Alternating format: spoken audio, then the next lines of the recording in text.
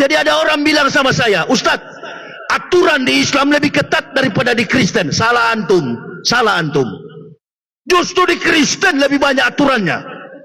Apalagi seorang pendeta kalau mau naik pidato begini, Allahu Akbar. Dia harus mengenakan stola, jubah pendeta yang hitam itu. Kalau Katolik yang putih, kalau Protestan yang hitam. Naik mimbar dengan latar belakang liturgika yang begitu panjang, ibadahnya sampai 4-5 jam. Kita orang Islam 10 menit saja sudah bosan. Itu dia. Kenapa bosan? Karena ibadahnya benar. Amin ya Rabbal. Benar. Begitu juga puasa, saum. Ada yang tanya sama saya, orang kafir puasa enggak Ustaz?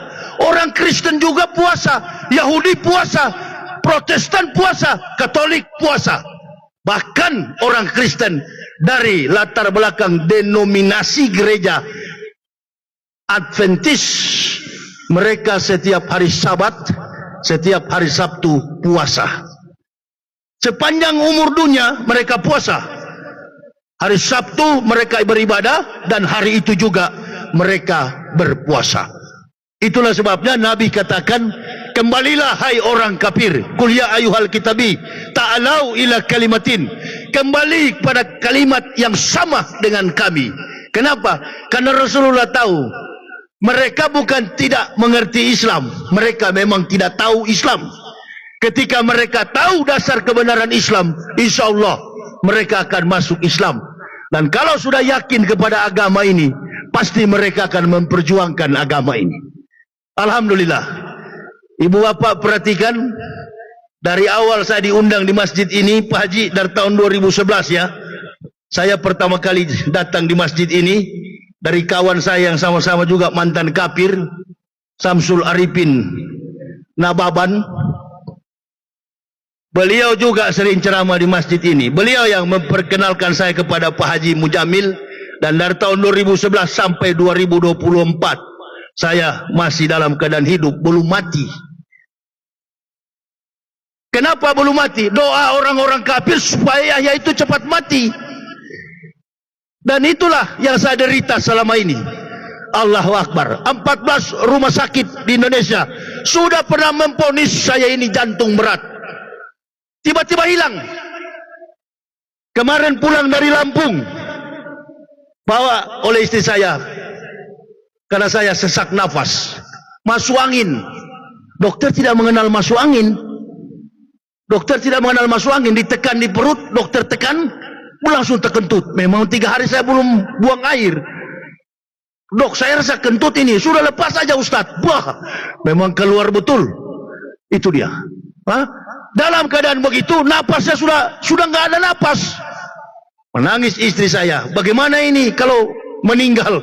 Saya bilang kalau meninggal ya dikubur. Apa susahnya ya? Apalagi kondisi bangsa begini, kita dikepung kiri kanan dengan manusia pengkhianat terhadap apa? Terhadap Islam. Jadi ibu bapak tinggal pilih saja. Kalau mau selamat, ikuti orang-orang itu. Kalau mau selamat akhirat, ikuti jalan para ulama. Insya Allah tinggal sedikit kami yang berjuang. Dan perhatikan baik-baik, sampai hari ini sesama ulama diadu domba. Sesama ulama diadu domba. Isu tentang nasab Ba'alawi, isu tentang nasab Wali Songo masih diperdebatkan. Inilah. Ibu bapak mau tahu siapa yang bikin semuanya ini? Tidak ada yang bikin ini, kecuali ini adalah cita-cita orang kafir Nasoroh. Sudah lama mereka cita-citakan ini. Sekarang tercapai. Kita tetap mencintai para habaib, juriat para nabi, dan kita juga tetap mencintai para kiai, para ulama. Jangan mau kita diadu domba. Adapun orang-orang yang selalu berkomentar terkait dengan hal itu, mereka itu adalah golongan-golongan bagian daripada Walantardo dan Yahudi, Nasoroh. Mereka itu adalah bagian daripada Yahudi dan Nasrani. Jadi saya hanya mengingatkan kepada bapak ibu, karena saya bukan bagian daripada ulama. Saya ini ibarat handphone, saya hanyalah charger. Menguatkan keimanan bapak ibu.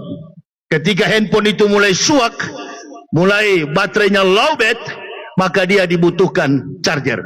Dan kami tampil di mana-mana hanya sebagai penguat iman kaum mukmin. Saya kira ini Pak Haji, sudah seberapa menit? Takut-takut saya ini, jangan dia lewat. Masih berapa menit lagi? 10 menit ada? Ada ya?